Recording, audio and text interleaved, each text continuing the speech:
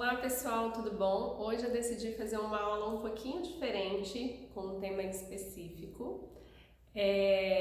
Eu vou falar sobre casos que acontecem frequentemente com a gente, que é nos estúdios, a gente receber pessoas que são praticantes de outras modalidades de atividade física, de exercício físico, e que chegam para a gente com algumas queixas ou mesmo para o trabalho de prevenção de lesões. E um deles mais comum aqui para mim no estúdio são de corredores de rua. E eu acredito que você aí no seu estúdio também tenha pessoas que fazem corrida de rua. Bom, toda vez que eu penso em prescrever exercício para alguém, eu já procuro saber na anamnese se essa pessoa ela é uma pessoa praticante, né, de exercício físico fora dali, ou se ela já foi e pretende retornar às atividades, mas que por algum problema ela não tenha conseguido. Então, dentro dessa ficha, né, e desse esporte, no caso, dessa atividade física, desse exercício físico que ele se propõe a fazer, eu sempre penso na prevalência de lesões e o que ele poderia trabalhar para que aquilo fosse aumentar a sua performance ou realmente fosse para prevenir possíveis lesões, especialmente se ele já teve alguma lesão pregressa. Tá? Então hoje a gente vai falar sobre corredores de rua, porque eu gostaria muito de falar sobre a importância que a gente tem também de observar os pés, né, e a articulação do tornozelo, que muitas vezes é uma coisa que a gente não para muito para prestar atenção nas nossas aulas e nas nossas avaliações, e o quanto isso é importante.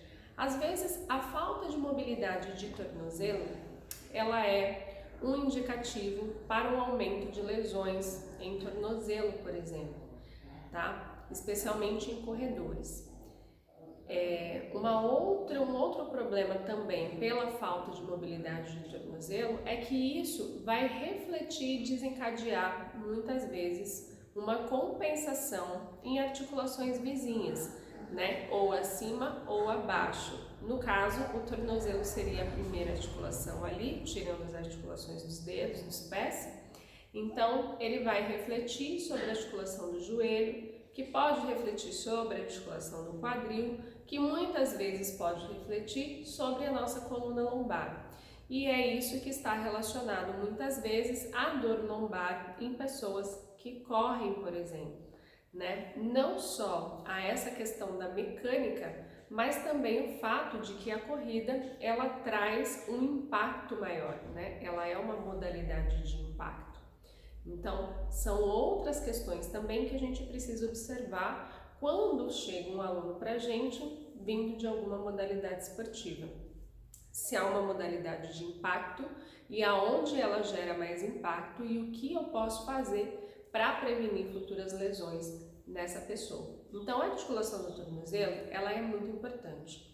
85% das lesões em tornozelos, né, ligamentares, elas são causadas pelo movimento excessivo de inversão e apenas 5% pelo movimento de eversão.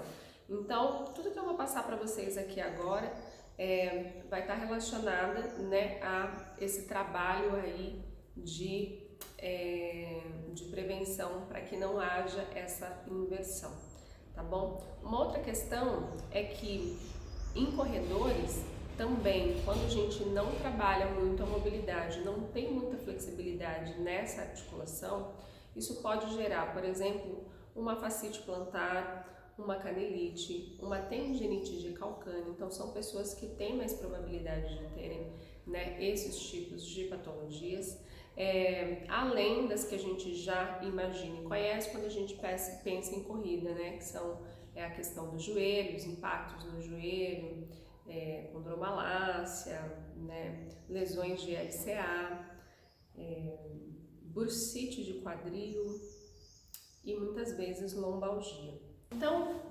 Então olha só que importante que é a gente pensar sobre o tipo de atividade e exercício que essa pessoa traz e a gente pensar na necessidade do que focar no nosso trabalho em aula dentro de um estúdio de Pilates.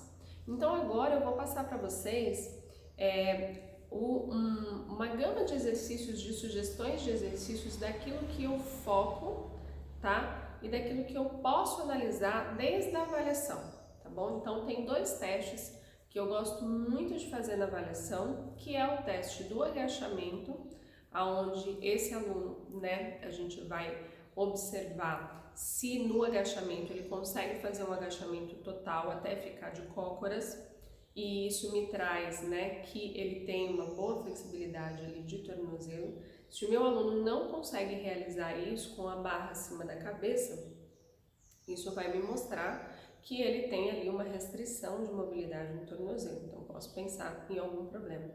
E o outro teste é colocar ele de frente para a parede, né, a 12 centímetros da parede, e fazer com que ele encoste o joelho na parede.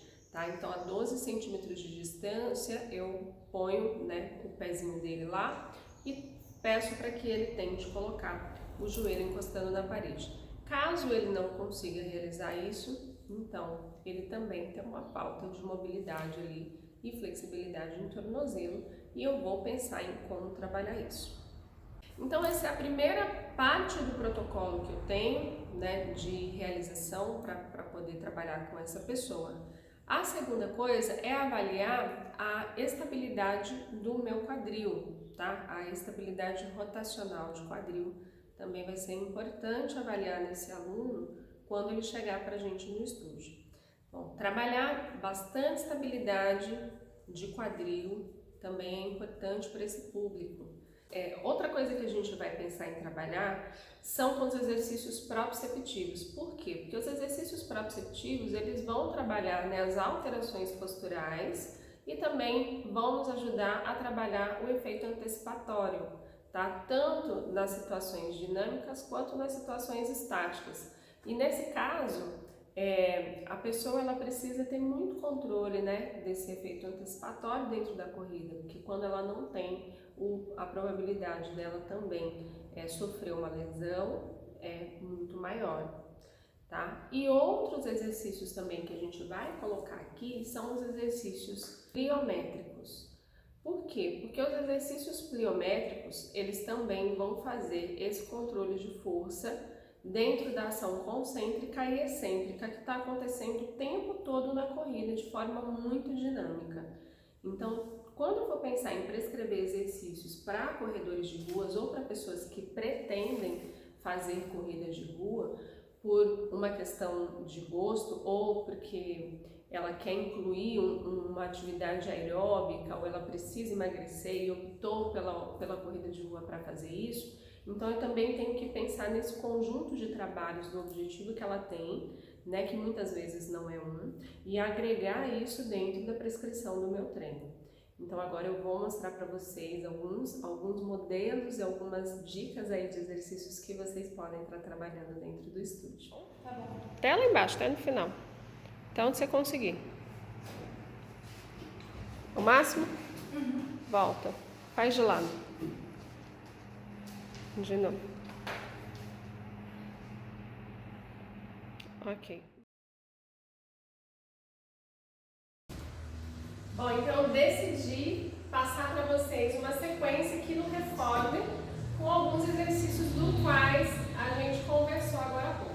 Vou passar bem rapidinho essas sugestões de exercícios para que vocês possam fazer aí no estúdio, mas lembrando que a gente precisa ter esse raciocínio de trazer essa realidade daquilo que eles precisam de fato, né, para as suas atividades físicas fora do Pilates, tá bom? Então vamos lá!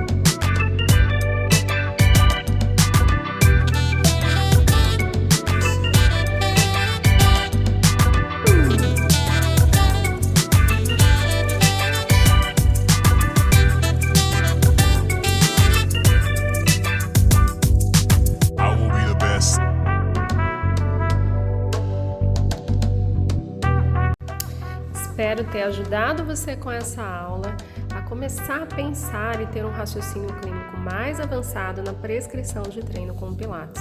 E se você gostou e está interessado em saber um pouquinho mais, então quero te dizer que o nosso curso Personal Pilates 360 está com as inscrições abertas e nele eu vou abordar muito sobre a questão da avaliação e sobre como a gente deve direcionar a nossa aula para esses públicos mais específicos. Obrigada!